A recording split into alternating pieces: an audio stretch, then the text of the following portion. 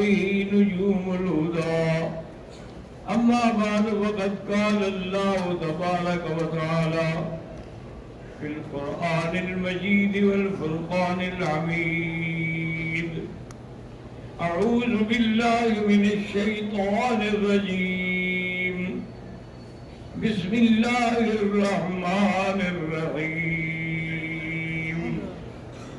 فإن آمنوا بمثل ما آمنتم به فقد اهتدوا فإن تولوا فإنما هم في شقاق فسيكفيكهم الله وهو السميع العليم قال النبي صلى الله عليه وسلم أصحابي كالنجوم فبأيهم اقتديتم اهتديتم أو كما قال النبي صلى الله عليه وسلم صدق الله العلي العظيم وصدق رسوله النبي الكريم ونحن على ذلك لمن الشاهدين ومن الشاكرين والحمد لله رب العالمين. برادران اسلام، اس آیت میں یہ بات ثابت ہوتی ہے کہ صحابہ معیار حق ہے. اللہ نے فرمایا کہ اگر تم اس طرح ایمان لائے جیسے صحابہ لائے ہیں تو پھر تم ہدایت پہ ہو. اگر اس سے تم نے منہ پھیرا ہے تو پھر تمہارے لیے بس اللہ کافی ہے. اور اسی لیے حضور پاک نے بڑی وضاحت سے فرما دیا کہ اصحابی کالنجوم، میرے صحابہ تاروں کی مانند ہیں. فَبِأَيِّهِمْ اقْتَدَيْتُمْ اهْتَدَيْتُمْ، جس صحابی کا بھی دامن پکڑ لیا تو ہدایت پا جاؤ گے. میرے صحابی ستاروں کی مانند ہیں. کیا مانا؟ جیسے ستارے بہت زیادہ ہیں اسی طرح میرے صحابہ زیادہ ہیں. جیسے ستارے بلند ہیں اسی طرح میرے صحابہ کی شان بھی بلند ہے. جیسے کوئی ستاروں میں تھوکے تو وہ تھوک اس کے منہ میں آئے گی، اسی طرح جو صحابہ کو برا کہے تو اس کا عذاب بھی اسی کو ہوگا. حضور صلی اللہ علیہ وسلم نے بڑی وضاحت کے ساتھ فرما دیا ہے. اور یہ بھی بتلا دیا کہ اللہ کے پیغمبر جو آئے ہیں تو ان کا کام کیا تھا. فرمایا کہ یعلمہم الکتاب والحکمت ویزکیہم انک انت العزیز الحکیم، کہ اللہ کے پیغمبر قرآن کی تعلیم دیتے ہیں اور ان کے باطل کو صاف کرتے ہیں، اور اللہ کے پیغمبر ان کو سنت کی تعلیم دیتے ہیں. تو جب یہ ساری تعلیمیں انہوں نے حضور سے حاصل کر لی ہیں تو پھر ان کے معیار حق ہونے میں کیا شبہ ہو سکتا ہے. اور اسی طرح یاد رکھیں کہ بخاری شریف میں ہے، حضرت ابی ہریرہ رضی اللہ تعالیٰ عنہ کی روایت ہے کہ 3 شہید ایسے ہیں جس کی کوئی مثال ہی نہیں ملتی. کہ حضور صلی اللہ علیہ وسلم نے ثابت انصاری کو 10 صحابہ کے ساتھ بھیجا کہ فلاں علاقے کے اندر جو کفار ہیں ان کے بارے میں تحقیق کرو، تجسس کرو اور پھر مجھے آگے بتاؤ. وہ صحابہ رضوان اللہ علیہم اجمعین چل پڑے. جب وہ مقام رجیع پہ پہنچے تو بنو حذیل کا 100 تیر انداز جو ہے وہ ان کو گھیر دیا. انہوں نے کہا ہم آپ کو آگے نہیں جانے دیں گے، یا تو آپ ہماری امان قبول کریں.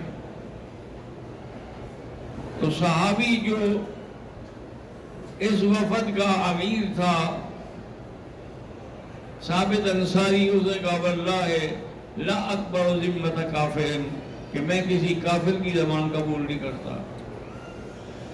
بہرحال پھر انہوں نے اس کو بھی شہید کر دیا. باقی جو صحابہ تھے جو ان کے ساتھ تھے انہوں نے بھی مقابلہ کیا جتنا کر سکتے تھے، ان میں سے بھی 6 شہید ہو گئے، 3 بچ گئے، جن میں حضرت زید تھے اور حضرت خبیب تھے اور حضرت مقداد تھے۔ یہ 3 بچ گئے، انہوں نے کوشش کی لیکن ان کو قتل نہیں کیا بلکہ ان کو مکے میں لا کر بیچ دیا۔ اس کی وجہ یہ تھی کہ جس صحابی نے جنگ بدر میں کافروں کے باپ کو قتل کیا تھا، اس نے اپنے باپ کے لیے حضرت خبیب کو خرید لیا اور اس کو اپنے گھر میں لے آئے اور بیوی سے کہا بھی اس کا خیال رکھنا، اور اس کے پاؤں میں زنجیر ڈال دی اور کہا کہ ضرورت کے مطابق اس کو تھوڑا بہت کھانا دے دینا۔ یہ کہہ کہ وہ کسی اپنے مسائل میں الجھا وہ تو وہاں چلا گیا۔ تو حضرت خبیب نے اس بی بی سے کہا، اس کا نام تھا زینب بنت جہش، بعض روایات میں ہے کہ زینب بنت الحارث، اس سے کہا کہ بی بی دیکھو اگر احسان کرو، مجھے انہوں نے سولی تو دینی ہے، اگر اس سے پہلے آپ مجھے اس طرح دے دیں تاکہ میں اپنے بدن کی نظافت کر لوں اور تیار ہو جاؤں سولی پہ چڑھنے کے لیے۔ اللہ جانے اس کے دل میں کیا آیا، اسے اس طرح دے دیا۔ اس کے بعد جو ہے وہ اپنے کام میں لگ گئی۔ پھر تھوڑی دیر کے بعد دیکھا تو اس کا 2 سال کا بچہ خبیب کی گود میں بیٹھے ہوئے اور اس کے ہاتھ میں اس طرح۔ اب وہ تو کانپ گئی بیچاری۔ حضرت خبیب نے دیکھا، فرمایا دیکھو کیوں ڈر رہی، واللہ لا اقتل، میں اس بچے کو کیوں قتل کروں گا۔ اس کے بعد جو ہے انہوں نے اس بچے کو بھی چھوڑ دیا، بچہ بھاگتا ہوا ماں کے پاس چلا گیا۔ تو بی بی نے کہا کہ واللہ ما رأیت مثل هذا الاسیر، ایسا قیدی میں نے کبھی زندگی میں نہیں دیکھا کہ جس کے پاس دشمن سے بدلہ لینے کا موقع ہو لیکن نہ لے۔ اور اس کے بعد نے کہا یہ ہے کہ میں نے یہ بھی کئی دفعہ دیکھا کہ اس کے پاس انگوروں کے گوشے پڑے ہوئے ہیں، نہ کوئی دینے والا ہے اور نہ مکے میں انگوروں کا موسم ہے۔ اس نے دیکھا بی بی یہ تم بھی لے لو، آدھا رزق رزق اللہ، اللہ کی طرف سے رزق ہے، اللہ جب چاہے۔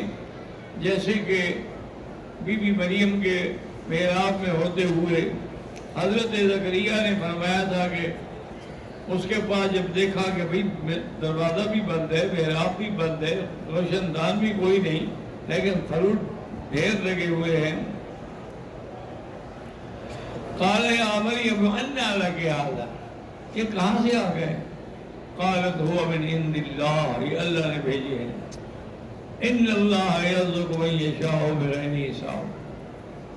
تو حضرت خبیب کو سولی پر دینے کے لیے وہ لے آئے تنعیم سے باہر۔ اسی لیے امام ابو حنیفہ رحمۃ اللہ علیہ فرماتے ہیں کہ اگر کسی نے جرم کیا ہے، اس کو قتل کرنا ہے، قصاص لینا ہے، تو حد حرم سے باہر لے جاؤ۔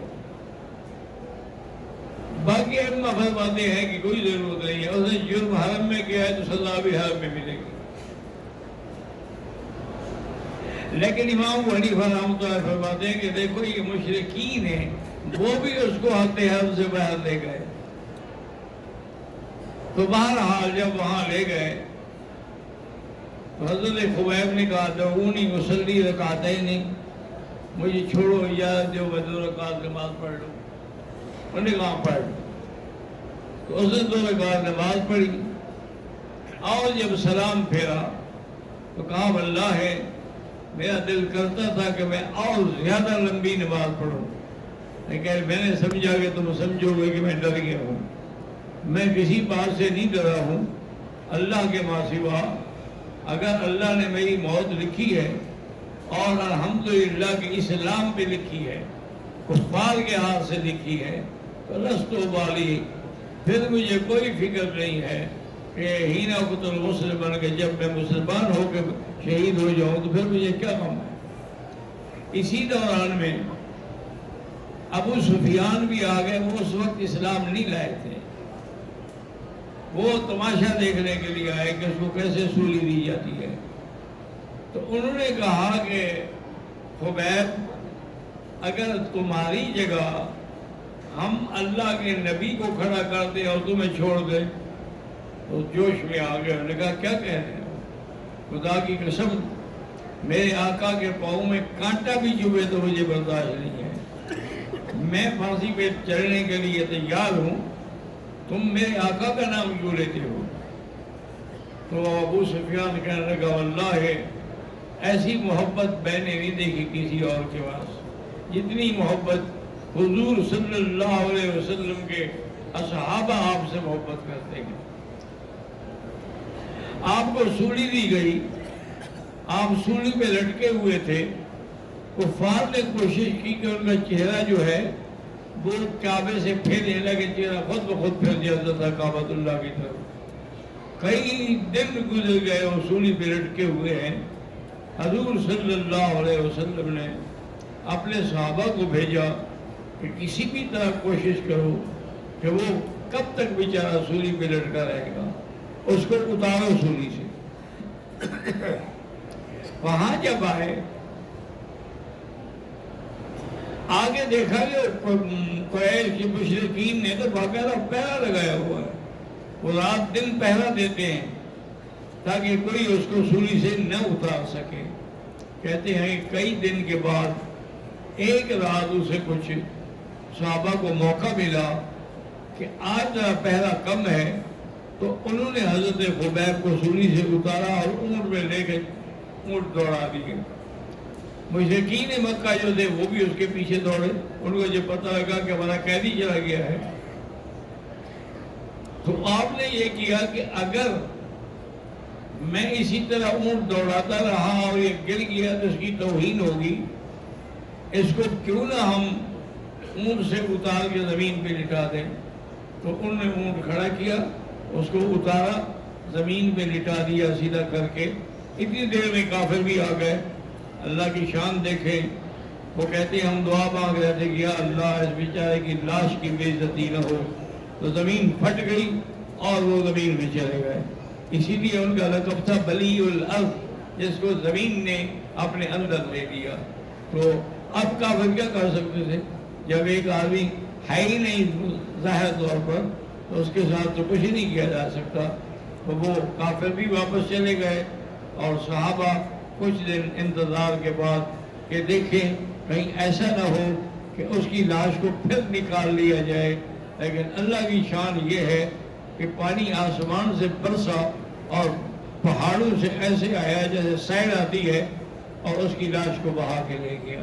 تو الحمدللہ مطمئن ہو کر وہ لوگ آئے اور حضور صلی اللہ علیہ وسلم کو آ کے خبر دی. اسی طرح بخاری میں یہ روایت ہے اور حضرت ابی ہریرہ سے روایت ہے کہ 3 شہید ایسے ہیں جن کا کوئی مقابلہ ہی نہیں. 3 شہید جو اللہ کے نام پہ شہید ہوئے ہیں, ان میں ایک حضرت عمار ہیں, حضرت یاسر ہیں اور ان کی والدہ بی بی سمیہ ہے. اور یہ بی بی سمیہ جو ہے نا, یاد رکھو, یہ اسلام کی سب سے پہلی عورت ہے جو شہید ہوئی ہے. اور اس طرح ظلم کیا اس سے ابو جہل بدبخت نے کہ 2 اونٹ منگوائے اور بی بی کے پاؤں میں رسی باندھی, دوسرے پاؤں میں رسی باندھی اور اونٹوں کو مختلف طریقے سے دوڑایا گیا, کدھر دوڑے تاکہ بی بی درمیان سے چیری جا سکے. جب اونٹ دوڑے تو ظالم نے آپ کی شرمگاہ میں نیزہ مارا. نتیجہ یہ نکلا بہرحال کہ بی بی شہید ہو گئی. اللہ تبارک و تعالیٰ کے لیے یہ سب سے پہلی شہید عورت ہے. اسی طرح حضرت عمار رضی اللہ تعالی عنہ ایک دن حضور آئے تو دیکھا کہ دشمن ان کو انگاروں پہ لٹا رہے ہیں. آپ نے دیکھا کہ کتنا بڑا ظلم ہے. تو اللہ کے پیغمبر نے آ کے اس کے سر پہ ہاتھ رکھا اور فرمایا یا نار کونی کن الا عمار بارد بردن کما کنت الا ابراہیم، اے آگ ٹھنڈی ہو جا جس طرح ابراہیم پہ ٹھنڈی ہوئی، عمار پہ بھی ٹھنڈی ہو جا۔ تو اب کافر حیران ہو گئے کہ آگ ٹھنڈی ہو گئی۔ حضرت عمار کے قریب حضور گزرے، فرمایا صبر کرو صبر کرو، اللہ تمہیں صبر کا اتنا بڑا بدلہ دیں گے۔ دنیا جنت کے لیے بھاگتی ہے، جنت تمہاری مشتاق ہے۔ ان الجنت مشتاق الی عمار و سلمان و یاسر، ان تین کے لیے تو جنت انتظار کر رہی ہے، تم کس بات کا فکر کرتے ہو؟ تو اللہ تبارک و تعالیٰ نے ایسے ایسے مثالیں اور ایسے ایسے واقعات پیش فرمائے کہ جو دنیا میں جن کا کوئی توڑ نہیں اور جس کا کوئی مقابل نہیں ہے۔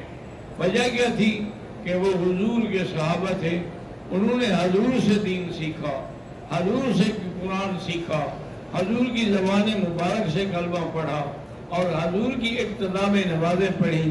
تو تمام اعمال کے شاہد جو تھے وہ صحابہ ہیں۔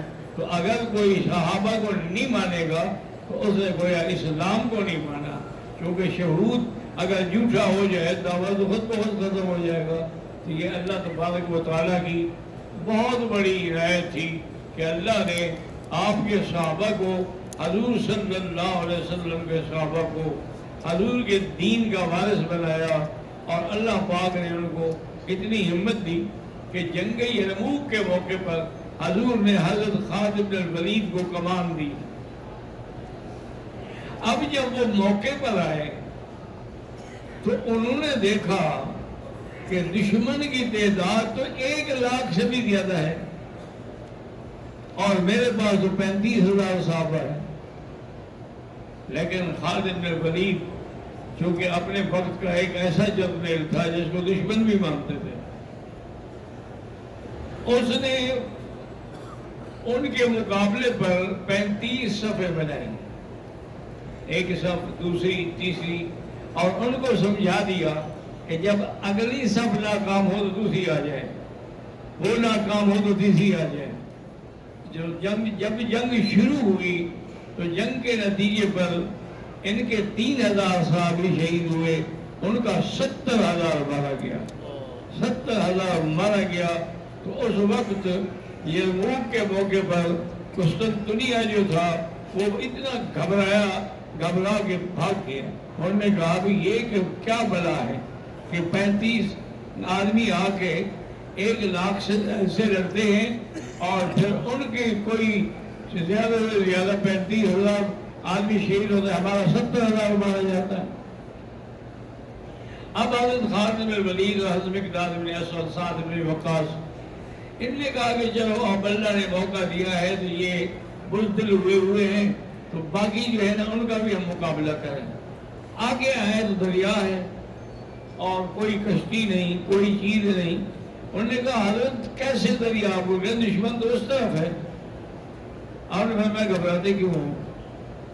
بسم اللہ کر کے انہوں نے اپنا گھوڑا ڈالا پانی میں، سب نے ڈال دیا۔ خدا کی شان دیکھیں، صحابہ کی عظمت دیکھیں کہ تمام کے تمام صحابہ جو تھے 70,000 تھے، 70,000 کے 70,000 صحابہ جو ہے پار نکل گئے۔